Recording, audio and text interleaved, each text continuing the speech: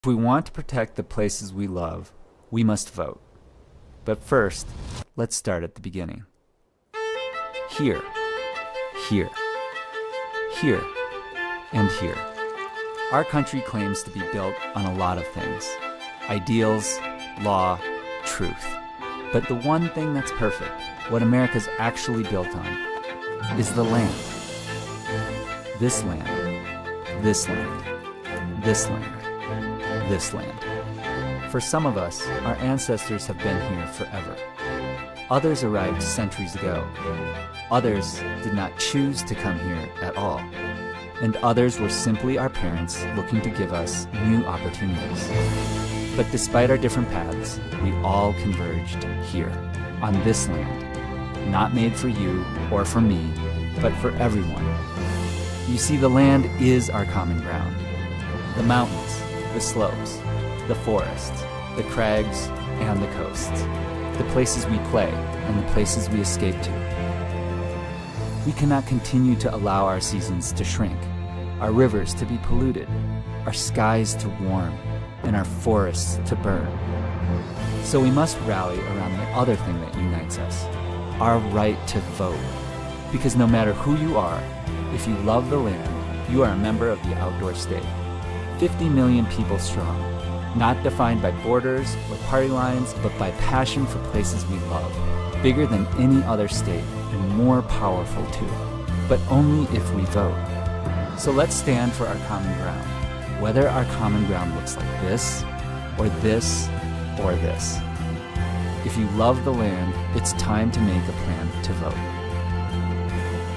Make your plan to vote at makeadamplan.org.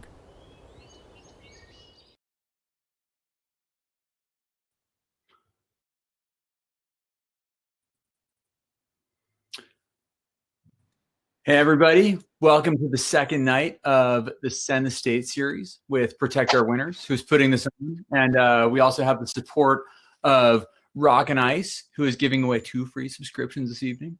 And tonight we are talking about Michigan, which I'm really excited about. I actually took my first trip to Michigan this last winter.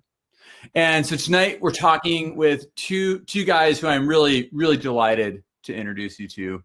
These are 2 folks who I really look up to, Conrad Anchor and Phil Henderson. Conrad is one of the pillars of our climbing community. And that's not only as a climber, but also as an advocate. And these are 2 ways that he's really been leading the charge, which is something that I really look up to. And Phil is also one of our community pillars with over 20 years of teaching and climbing, a whole heap of expeditions under his belt.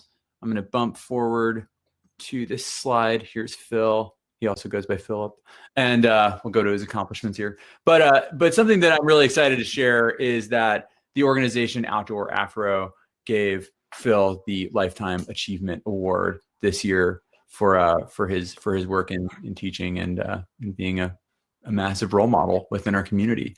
And with that, Phil, I'm going to hand it off to you to share with us about climbing in Michigan and beyond, and some of the things you've seen out there in the wild spaces of the world. So thank you guys for being here.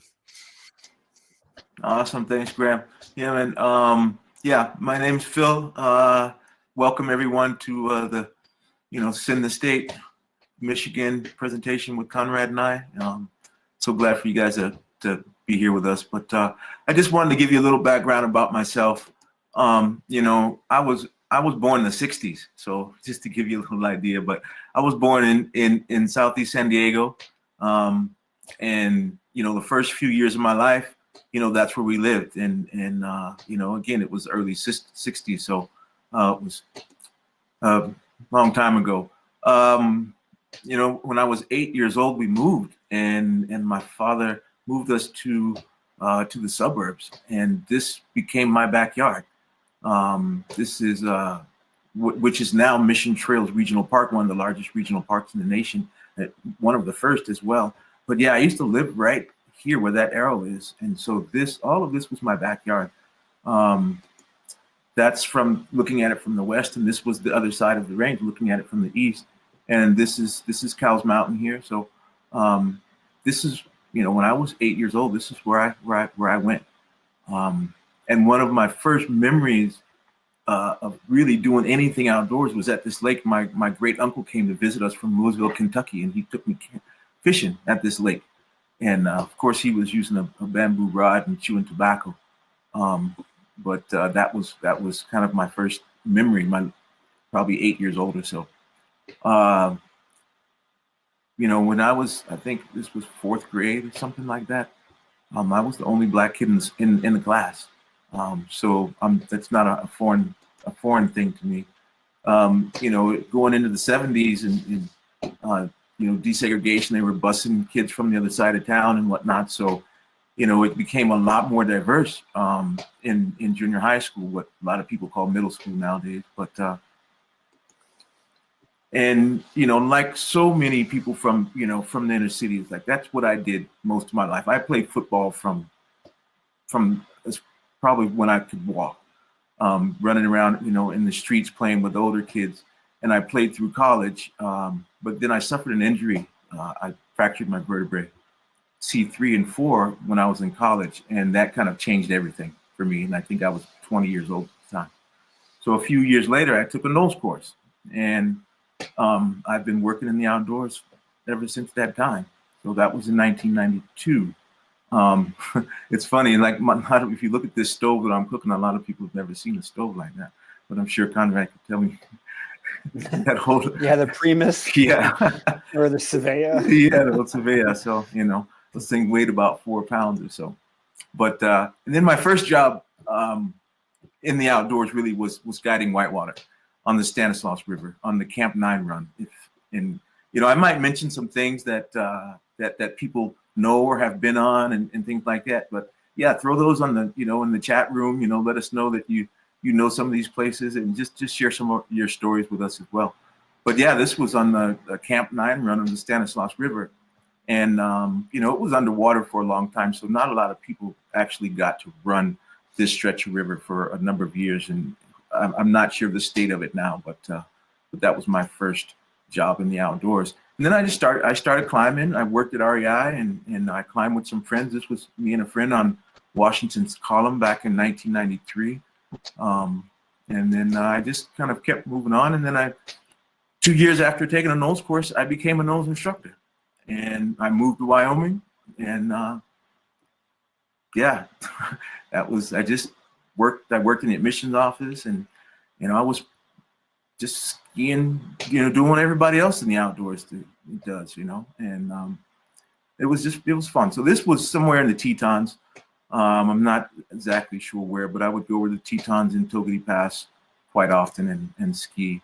And then in 2000, I went to Kenya, and I know a lot of people are aware of the fires that are going on right now on Kilimanjaro, but this picture right here is actually a training trip that we did when I was working for Knowles, for porters and guides and rescue rangers on Kilimanjaro.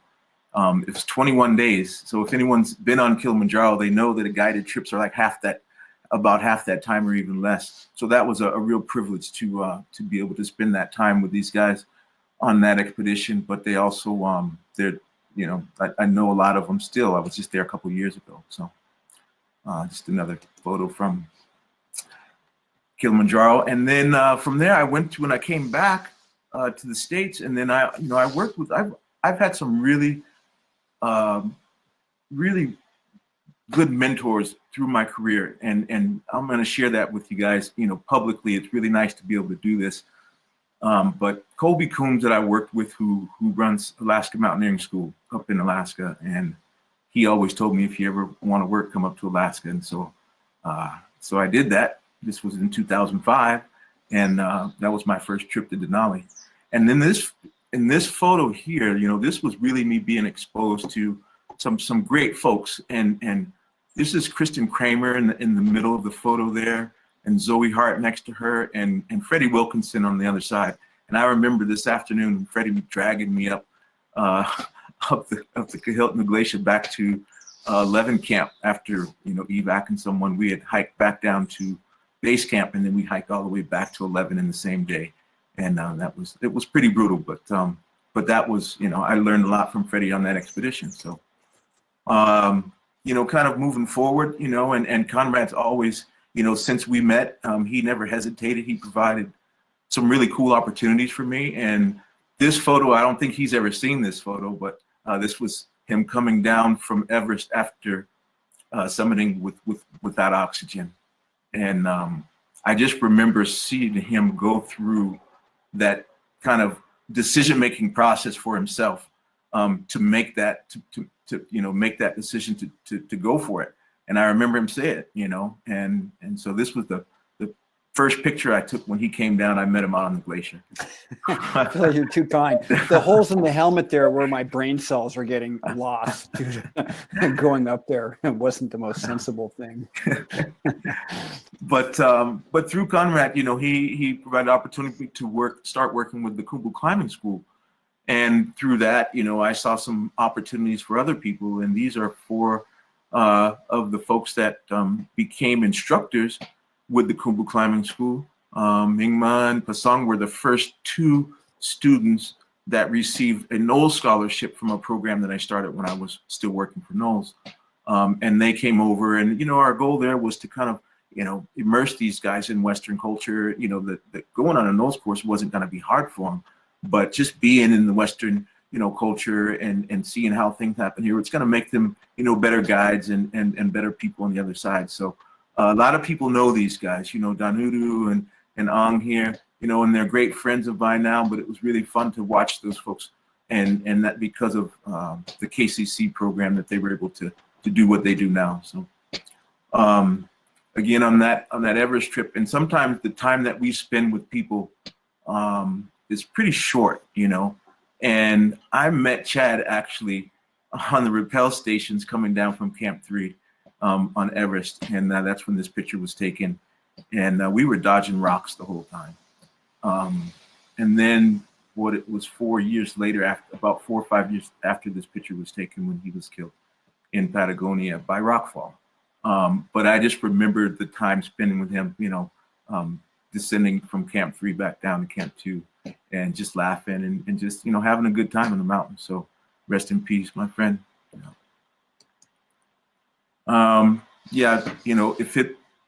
Peter Athens with his kind of calm demeanor and strength and whatnot, but if it wasn't for Pete, he really encouraged me to bring my family and my daughter that's sitting right there next to him to Nepal, because the people there really become family, and I wanted them to know me as more as a father and a family member than a climber. So I think that was important, because and so that was I look up to Pete for a lot of other things as well, but that was one of them. And then there's this summit photo of me and John Krakauer, and we've just shared some pretty good stories on that expedition. So a lot of those folks, and I so appreciate, and I don't even have time to say all the names of people. There's so many other people out there, my friend Lynn Wolf, who's been who's beat cancer and so on. So just all of those folks, if any of those folks are listening, just know that I'm appreciative. My next goals is to help these guys run. I'm sorry about that one, but these are the folks who are going to take over the KCC program, and I'm currently kind of working with them to support and help them in their transition to be and run a sustainable program. So that's kind of where I'm at these days. That's kind of my life and how I've gotten to this point. There's a couple more little stories there that'll come up, but Conrad, go ahead, take it over. Yeah, thank you, Phil, and so great to see everyone in here and visiting with this. And a lot of thanks, Phil, for 20 years of friendship and you and I being together. And I guess we're all drawn to this connection to the outdoors because together we are a team, and it's not sort of this human construct where we create a game and we put a clock to it and we make rules and we chase the ball and then someone loses, right?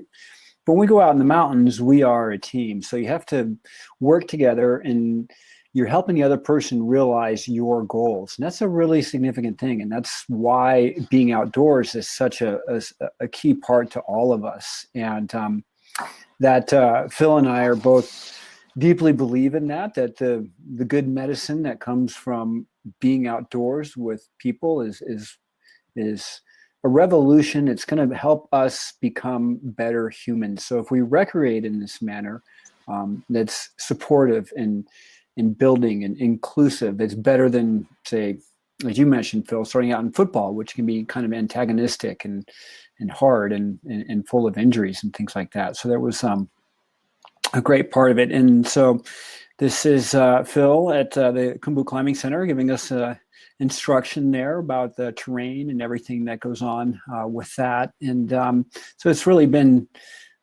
wonderful to have Phil be part of the program over the years, and then integrating with the Nepalis. And it was really great in our sense that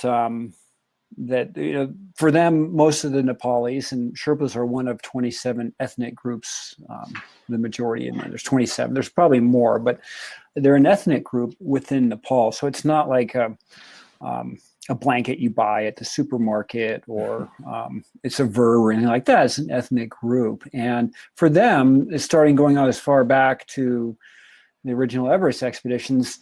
The people that they worked for on these trips were mostly white guys, and they came from Europe and things like that. And so it was a different thing. And to help take away some of the preconceived notions, and to see that we were all working on the same page, and to sort of work on inclusivity. And you've done a wonderful job with that, Phil, over the years, that the Sherpas are now friendly with the Tamang and the Rai and all these different groups that might have had struggles between them. We're like, hey, this is, we're all in this together. And it was a great thing here. So the beauty of this is, having spent time over there, that we get a chance to work with them. And the basic program is to increase the safety margin of high altitude workers in Nepal, and to do it in a community and supportive based manner. And if we look at it, basically, we learn more when we're having fun. So if you're passionate about something, you'll be a better climber, you'll be a better skier. And it's for someone that wants to be an accountant or a doctor or anything like that. If you're passionate about what you're doing and it provides meaning to you, you will be a better accountant or doctor. And so it's in that same sense. And part of the beauty is seeing the transition from what is a vocational orientation towards climbing for many of the Nepalis, in that you go out and you earn on it, to seeing it become avocational. And avocational is what we do in our spare time and with recreation, and how we can kind of team together and to make that connection. And Phil and I that's been our connection with the two of us, and how to do these things. And we travel around, we get together. We put a lot of effort into the 2012 Everest expedition. 10-year anniversary on that in 2022. Look for the full circle expedition. Mm-hmm. And that is with Phil. So Phil will be leading an expedition on Everest. It's going to be really a lot of fun. But this past winter, we had the opportunity to team up and be in Michigan for the Michigan Ice Festival, which Downwind Sports out of Marquette hosts every year. And it was nice, because Phil and I were both in the 60s. We're both about the same age, and we're kind of like we've seen life, we've enjoyed life, and it's not about us, how hard can we climb, but how much can we give back. And while we were in our climbing in Michigan, there was a group of inner city children that had never experienced ice climbing. They knew what cold was, because Michigan's cold, but they hadn't had an opportunity to recreate in it. And meeting these students with Phil and going on with that. So Phil, I'm going to pass the talking stick back to you, so you can share some ideas about what you experienced last February. Yeah, and that was this was actually a group from Detroit called Detroit Outdoors, who I had met some of their leaders at a workshop that I was doing earlier in the year.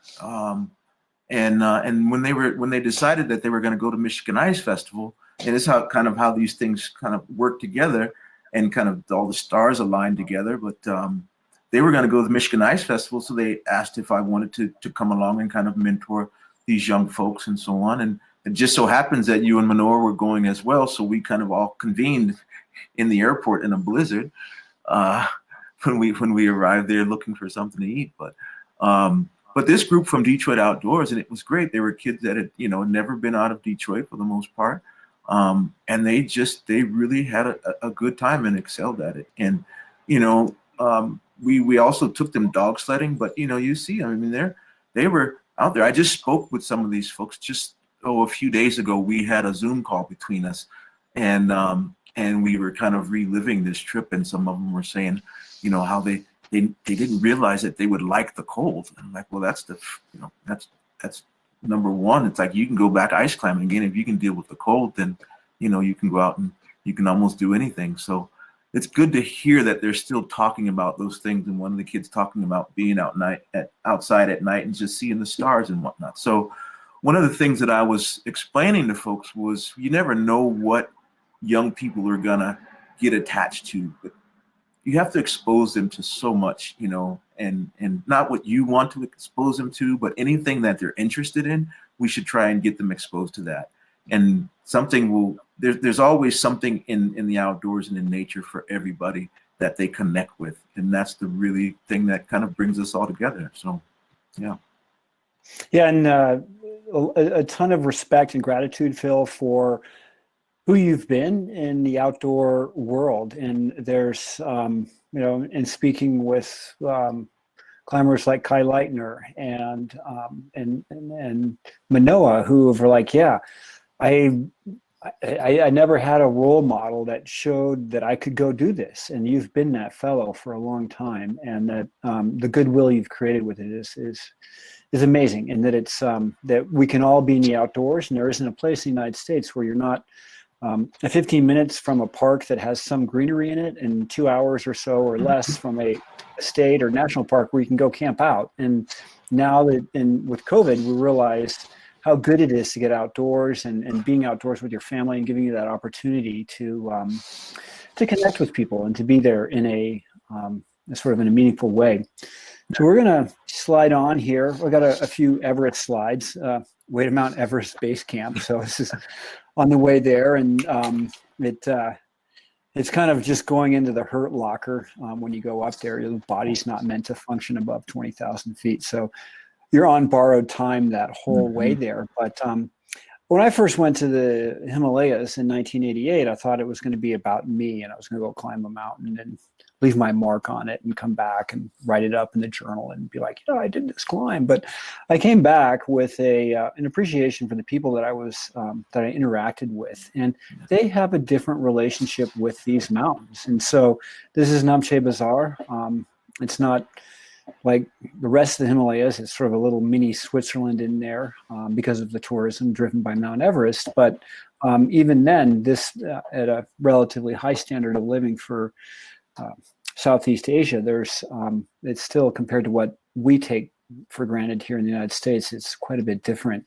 But the people that interact in the mountains were always, it was always amazing. So there are moments of happiness and joy and smiling, and that it wasn't dependent upon the acquisition of material wealth, and that it was more about that human interaction you have with other people. And it's those sort of takeaway moments that I like to keep in my mind, that I can only have a car till that car gives up the ghost and ends on the side of the road. But if I have an experience like this, where Phil and Karma, who's he worked on Everest expeditions with Sir Ed Hillary, and his son and his grandson have all climbed Everest, and he's through and through a gentle man, and he donated the land for the Kumu Climbing Center building. And this emotion here that Phil has with him, that happiness, that to me is like, oh, maybe the news isn't so uplifting today, but I can look at a photograph or bring back this memory and be like, yeah, there we were. We had connected with people. And those are special moments. I want to just share real quick, Conrad, with folks, is that my daughter Conrad has spent time with my daughter twice, actually, and that was just one of the funnest things, is to watch him play with a balloon and actually take the time to spin with her, and she remembers that. It's really awesome when we have a photo of it at home here, and when every time she kind of looks at it, she remembers. She's like, I wonder how Karma's doing, So folks, I've spent, I think 12 trips to Nepal, if I'm not mistaken. And so I've spent more time with some folks in Nepal than I have with some of my own family members, in the last 15 years. And so, I quite often say that there are trade-offs, and sacrifices that we make, but the rewards that we get are tremendous, Yeah, a great moment there. Snapshot from Phil and I when we were in Michigan this last year. And here's a photograph of Manoa. So he's a young climber here in Bozeman that has, he and I have a mentor-mentee relationship. So, and this is climbing Black Magic, which is one of the classic mixed climbs. And it's interesting because a lot of these climbs here, it's like, people are like, oh, wow, is that the first black ascent of it? And Manoa's like, no, it shouldn't be like that. It should be just a happy ascent or a fun ascent, a safe ascent with that. But it's still wonderful to see these, to make it accessible and to encourage people to go there. And Phil and I are dedicated to this, and there's an open invitation to any celebrity. Colin Kaepernick, if you're out there and listening in, if you're one of the 25 people today, you have an open invitation to go climbing with Phil and I any day of the year. And we'll go, because we know you'd be a ton of respect for that gentleman, ton of respect with it. So, but let's, we got a little bit of science slides kind of built in here. Most of us are well aware of anthropogenic climate change. As an interesting note, when we were in Nepal, there's never any discussion of, oh, is climate change real? It's like, what are we doing to mitigate climate change? And they look at us, myself as someone from the United States, which has a high per person capita carbon consumption. So we're creating this problem that people in Nepal, Bangladesh, and the Maldives are suffering for. So in that sense, we have a responsibility to get this flywheel of innovation and education and knowledge and technical know-how that allowed the United States to put people on the moon, to kind of come to this renewable energy economy and how things are going to look in the future. And all of this, we were working on it, and then COVID kind of was this global reset, and it's like, oh, okay, things are they're vastly different. So we're using less carbon as a result of that.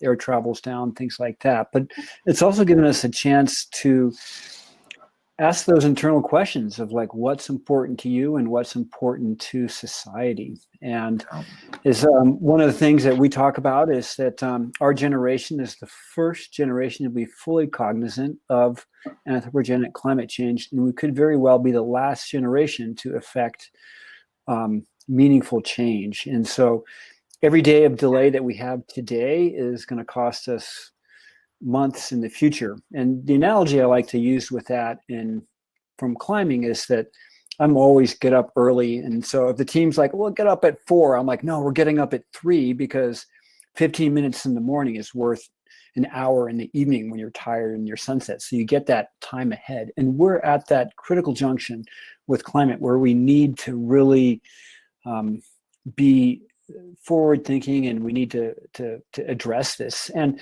it's not like it's a challenge that is going to weigh us down. It's this great opportunity. And it's the same way that Phil and I look at a cliff or a ski run. It's like, well, yeah, there's beauty within that. But it's going to take hard work to get there, to enjoy that ski run or to make it to the top of that climb.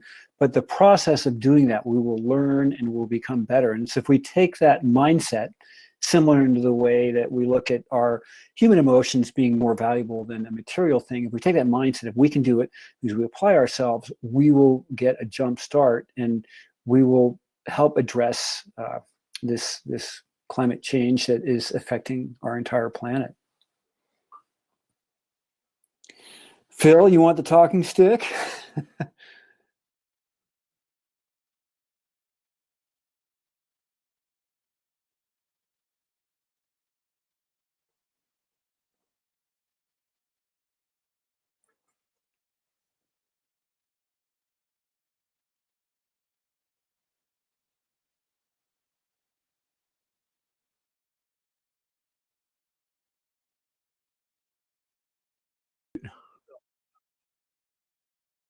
Yeah, Phil, you're on mute. You just look at the fact that a lot of people say that they do their little part, but all those little parts together, is what makes those things work. It's all those little clogs that make the wheel turn.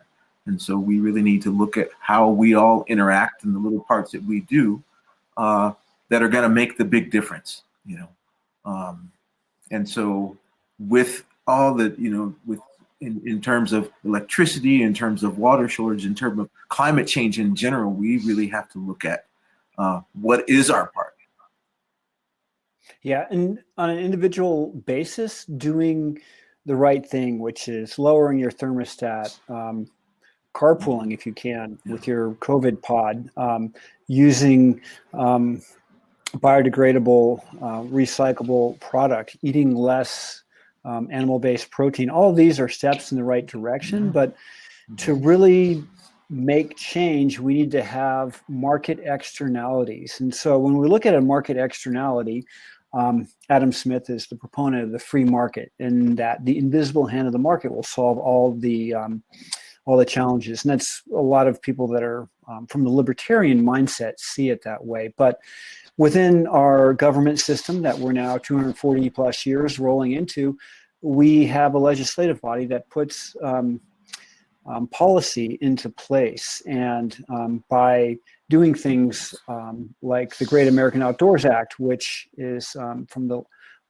giving us for the Land and Water Conservation Fund, receipts that were from offshore drilling that have been owed to the American public since the 1960s, that putting that into law allows us to, as a market externality, that's putting a burden on the companies that are extracting offshore oil and giving it back to the citizens. And in that sense, we have all of us have a stake in this. If you're a citizen of the United States, by voting, you are telling your elected officials what you care about and participating in that. And that if we were to accurately look at the societal cost of carbon, many of the things we take for granted would be much more expensive, and how that would pan out. And so when people ask me, oh, carbon offsets, and go, yeah, I purchase them, and the company I work with purchases them for the travel that we used to do. We've been on hold now for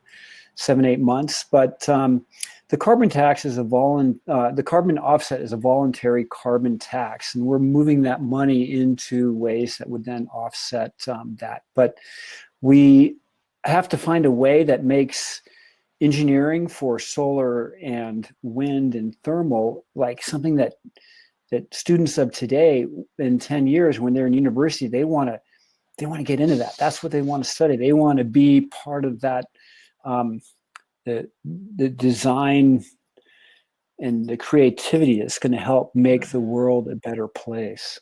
Yeah, sure.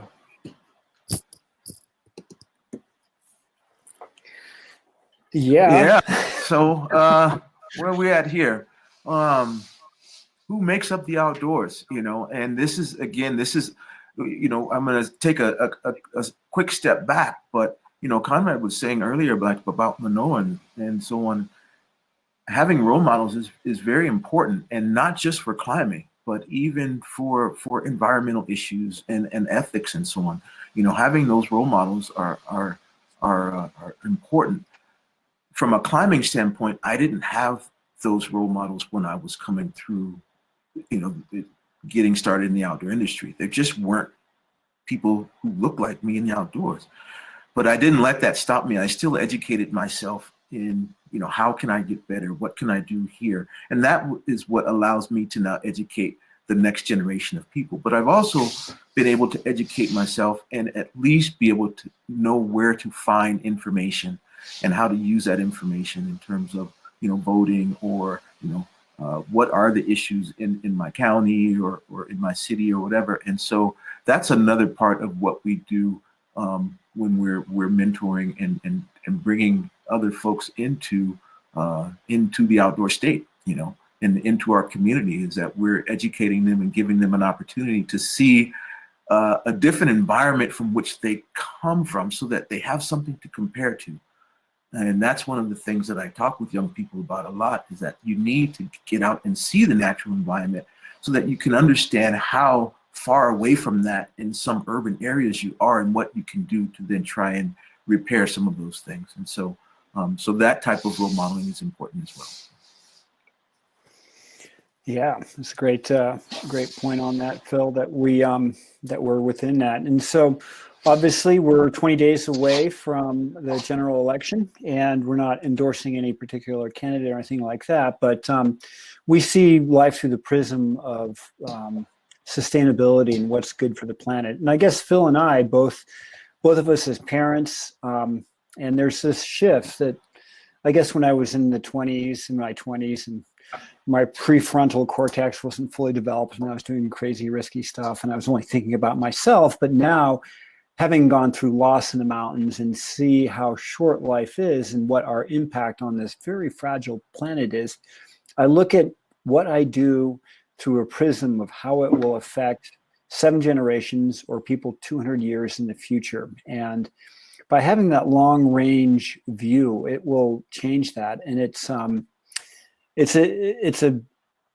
a tough proposition from an ethics philosophical to bring that to our society. We're driven by quarterly earnings on publicly traded companies. Our elections happen every 2 years, every 4 years for the presidential. So it's a very rapid cycle. And when you have this a more holistic and more appreciative of it, then there's a longer term. And that view on my end is influenced by the Native American community that is part of the United States. And speaking here from Bozeman, Montana, on the traditional lands of Salish, Kootenai, and other significant tribes within this region, that their outlook towards the land and what it is, and that it's not there for us to take advantage of it, is there to sustain us if we take care of it, is really a good look. And for most of us that are on this call today, I mean, you're dedicated. You're taking time out of your day to listen to Phil and Conrad and talk about these things. And so, yeah, it's but your responsibility is to use a metaphor here. You are the choir, and our leader, we'll call him Jeremy, and he's out there as the founder of Protect Our Winners, to encourage people to talk about climate, giving us the permission, the responsibility, and the tools to talk about climate. But we are the ones that show up early. We sweep out the pews. We align the good book. We're there to support them, and we are there. And that when that's part of who you are, that you influence your circle of friends and the people that you're with to sort of see the world in the same way you do. So let's, Phil, you want the talking stick for a minute? Yeah, I was just going to say, it's kind of posing a question, but it's also, just putting some thoughts out there in terms of, I was looking at that last slide, and, that was actually in Vernal, Utah, when I used to live in Vernal, Utah. When it snowed a lot, the local hills used to get really good. But the question I have is, we talk about climate change and what part we can do and so on, and we need to ask ourselves, how far do we have to go to play? with the current conditions. What am I willing to sacrifice in terms of my personal enjoyment in being in the outdoors, or am I willing to just find some other places that may be closer by, or with friends like you were talking about before in terms of carpooling and those kind of things. But we're at that point where we need to ask ourselves about, recreating locally instead of using a lot of having a larger carbon footprint just for recreation. So and that brings close to home, and that's why this again we talked about is like all outdoor people can be advocates for the environment, and it's never too early to start creating advocates for the environment and for climate. And so that's why I threw this slide in here, is because I have to sometimes be a proud father, but I think my daughter has had that type of life. And I remember she used to tell me, Daddy, turn the faucet off. Like, water is precious. And I know just having her say that means that we're doing something right and setting that foundation for the type of person that we want to know that they're connected in how they work with the environment and not just take from it. So. Yeah, there's an example of this.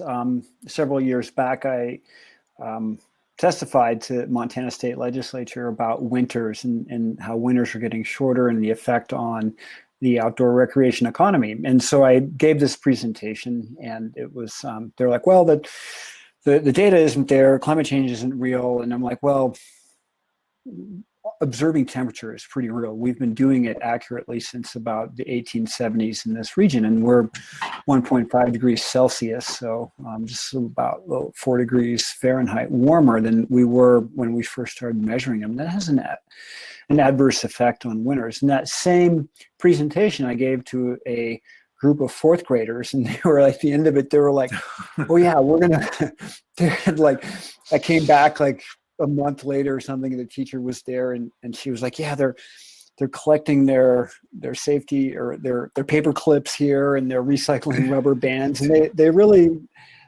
thought about it, and that it's that you have to be willing to listen to other people and to not put up a defensive like, well, no, they're wrong, I'm not going to do that, but to listen to them. And when you are in a conversation, to be empathetic, to be polite, to be courteous, not to antagonize the person, to be that. And that, I guess it's, I'm an idealist. So I'm always like, humans are going to do the right thing. We're smart. We're going to figure this out. But the harsh reality is we're just started on the 5th great mass extinction our planet has experienced in the 4.54 billion years ago. And all the other mass extinction has been tied to an increase of carbon. So when the asteroid landed in the Yucatan and it changed the atmosphere 170 million years ago, and it was the extinction of the dinosaurs. And so this time it's not something that's coming from an external threat, it's from our own use and how we've gone from all of that. So just a quick note, if any of you on our call today have a Netflix subscription, David Attenborough, who is a storied documentarian about the natural world, he has his most recent film, and it might be his last film, but it's his life statement, and it tracks what he's seen in the natural world in terms of the natural space, the animals, the flora and fauna, everything that's in there. And he correlates that with human population and CO2 levels. So if you have a moment to watch that film, it's a great educational. It can leave you a little bit sad, but at the end of it is offering ways that we can improve this. And those are many of the same ways that our team here at Protect Our Winters are working with. Yeah. So I think that's what we have for today, eh? Yeah, we got anyone other with questions? Yeah. Yeah. Man, Conrad, Phil, that was awesome. I just love these stories, and to be honest, kind of having some story time with you too is exactly what I need in my life right now. I really appreciate you sharing, and I appreciate you sharing not only your stories in terms of what you've done and how you've done it, but also your some of your perspectives. And something that I thought I would share that I was kind of thinking about was I'm sure that both of you know who Ayanna Johnson is. She's a climate scientist who's kind of one of our leading minds. And I listened to an interview with her a couple weeks ago, and I'm not going to get this quote quite right, but she was talking about how working on expanding diversity in the climate advocacy and climate science is not only about creating equal opportunities, but also for our communities to have the ability to learn from and be inspired by the insights and perspectives of a broader and more diverse community. And the work that you two are doing and inspiring others to do is really powerful. And I think that translates directly to the outdoor state. And the fact that we're not just talking about giving a broader, more diverse community the ability to become part of the outdoor state, but we're also talking about making the outdoor state bigger and better with a more diverse chorus, a more diverse set of perspectives, and also a more diverse perspective on these activities that we love. So I just want to start out by saying thank you guys for being out there kicking ass on all fronts. It's awesome. And with questions, we might as well start with something kind of fun and associated with Michigan. And I just wanted to hear, the climbing in Michigan is unique and wonderful. And what is like, can both of you tell me what your favorite part about climbing in Michigan is?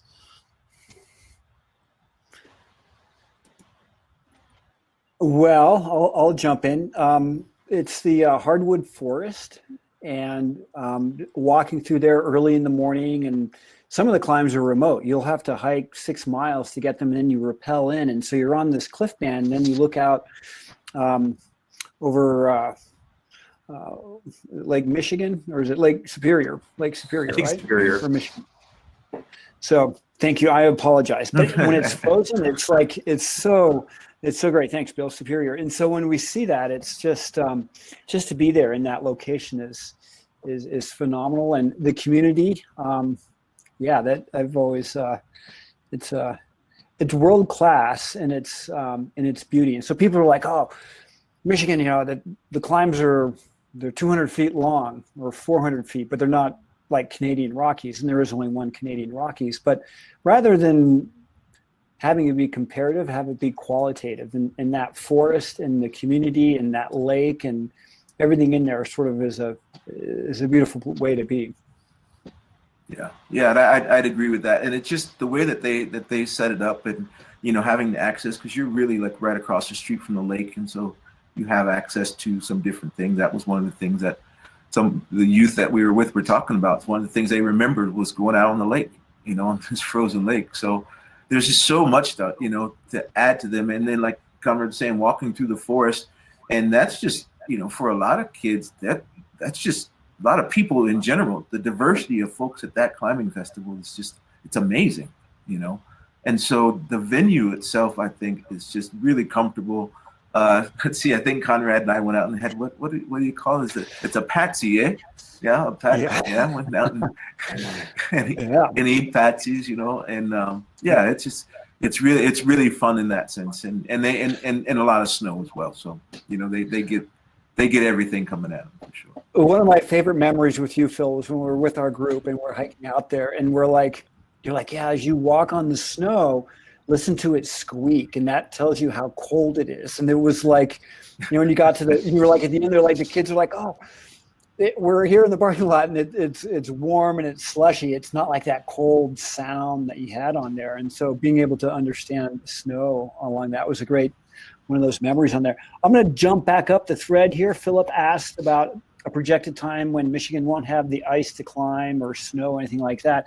That's a difficult question to answer. When we're looking at glaciers, we can measure the deflation, and the recession of the glaciers, but the seasonality and seasonal fluctuations and moisture anyone's guess. So one of the things that our planet experiences is we have the jet stream as it moves through, and now we get these dips. So last year in October, we had this polar front that came down right this week, the second week in October, and we had great climbing, but it decimated all the fruit trees that were still up, the cherry trees in some of our valleys here. And then it warmed up in January. And so where it was cold here, Fairbanks had record highs. And so these troughs are getting greater. And it could well be that on some winters, it's going to be a little bit colder and some will be a little longer. But that is a incentive for us to become part of working towards a healthier climate. Yeah. You know, I think the other thing that's starting to happen in that region as well, you know, the freezes are coming a lot later and the thaws are coming a lot earlier. And so that's, you know, something you have to think about. And then with the heat of summers and all that time being a lot longer, then there's a lot more evaporation as well from the lake itself and the surrounding areas. And so, yeah, it's present for sure. Those things are changing from a historical perspective. Yeah, that's really powerful. That kind of that longer sense of time, and I think a lot of what we're talking about is in many ways the difference between climate and weather, and that actually relates really well to the next question I was going to ask, which is in many of these stories you're talking about when you're young men out raging around in the mountains, but I know that you are both now happily married, you have kids, and you have kids that you adore. And can you tell me a little bit about how the work that you are doing in climate relates to the world that you want to leave behind?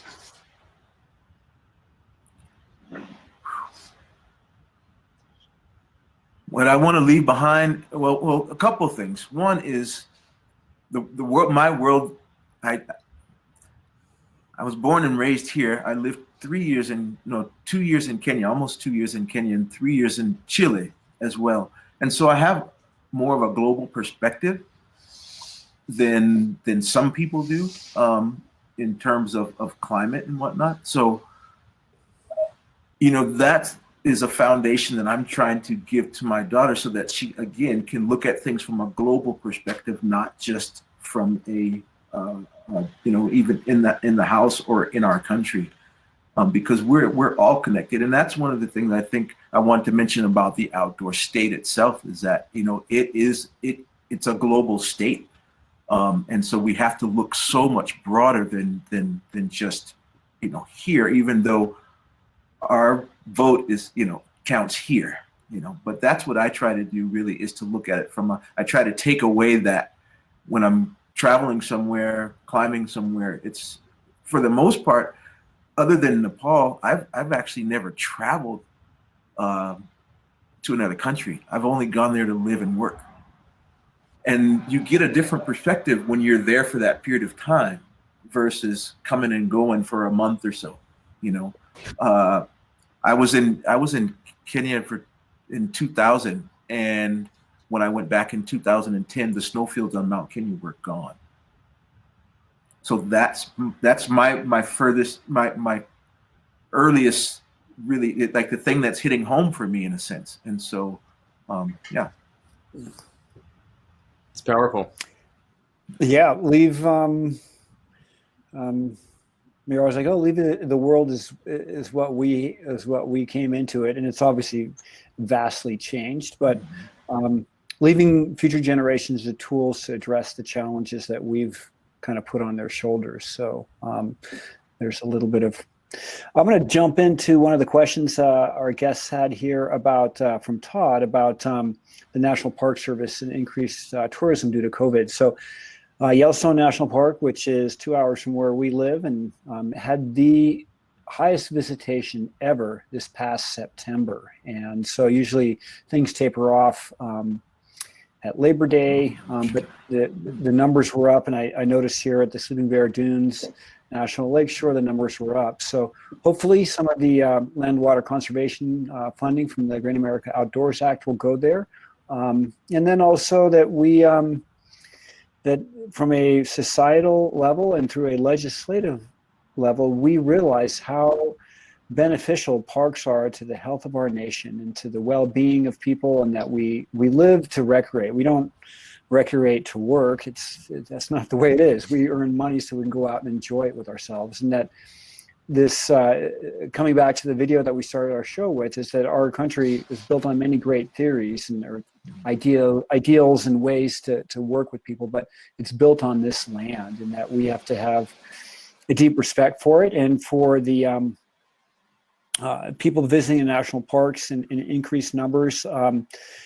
There is a downside to it, but the upside of it is that we have people that are more tuned into the natural environment. They understand thermoregulation on a personal level. So like if you go out for a hike, and we went out and there got cold, and then you get hot, and you understand that. And if your environment is completely man-made, human-made, you're not going to have that same understanding of what temperature is. And so hopefully this increased amount of people that visit the national parks become climate advocates. Yeah. Yeah. We want more people spending time outside, outside responsibly. We want to find those solutions so that we can be getting at this in a sustainable and a sustainable way where we can all be getting at it together. I love that. Well, I've just got one more question for you guys. Unless there's anything else you want to share. My last question is, what is your plan to vote?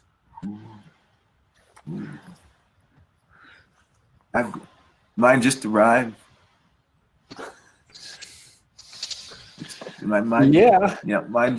I just arrived yesterday. Excellent. So going in the mail. Yep, we filled ours out. Isaac, our youngest son, lives with us, and Jenny and I, and so we filled them out. We took them to the courthouse and we dropped them off, and we got a sticker and all of that. So it was my mail-in ballot. It was like I got a paycheck mailed. I was like, I'm not going to lose this, just to have to it has a serial number and it has your precinct and all that, and so so they're all there. So it's a good thing, and we get in many nations, the right and the privilege to vote is not there, and we should not squander it. And that women and men of our country have shed blood for our right to vote, and so it's our responsibility, and we take it seriously. Yeah, for sure. And I won't sit here. I won't lie that I haven't always voted.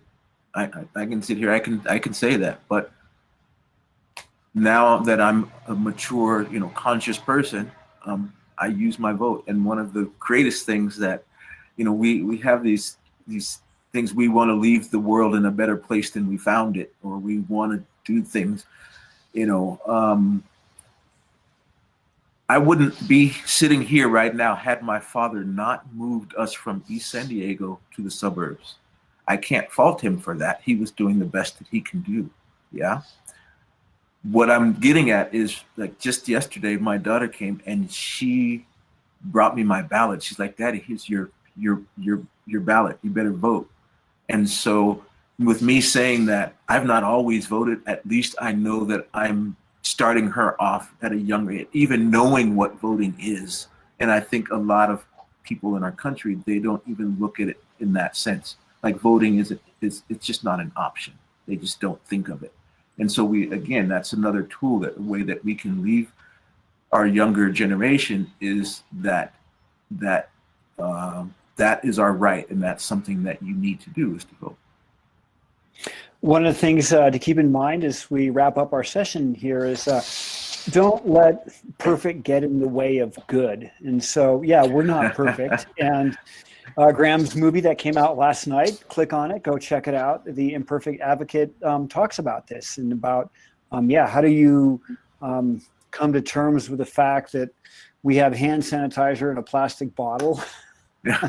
We're talking through an aluminum computer that's plugged into a power plant, and and so a lot of the detractors are like, well, you can't talk about it because you consume, but that's a specious argument. We can't let that get in there. And so click on Graham's film, take a look at that, and see how collectively all of us as a community can affect change. It's funny to hear you say that, Conrad, because my wife reminds me of that all the time. She's like, better is the enemy of good. Yeah. So true. But voting is a singular action that we all should be taking, and in that path towards better, I think it's literally the least we can do as American citizens. So yes. Hey, fellas, I really appreciate all the work you do. I appreciate all the sharing you've done this evening. I really appreciate both your perspectives. For anybody looking to learn more about the excellent work these two guys are doing, I recommend tracking them down on social media. Phil, we actually just highlighted Phil on the Protect Our Winners Instagram page. So he's real easy to track down right now. And this is awesome. I really appreciate it. And unless there's anything else you'd like to share, I think we can go. Oh, one last thing. Thank you so much to the people of Michigan and your Governor Whitmer and everything that's she's been having to go through there. And it's just, we're with you, and we appreciate Michigan being there. And so my Chevrolet truck was built there, and I like Michigan, and one of my best friends, Sam Elias, is from Detroit. And so and Phil and I can't wait to get back. I mean, we were talking about next time we got to go camp out. We just can't stay in a hotel. So we're like, get more of that experience. For sure. Yeah. Hey, thanks again, Graham. Yeah, it's been a pleasure. Thanks for having us. And you guys are wonderful. Maybe we'll do it again soon. Hey. Yeah. We will. Yeah. Another waterfall. We'll still be out here talking. Can't wait. Yeah. Well, hey, you guys are awesome. Thank you so much to everybody for joining.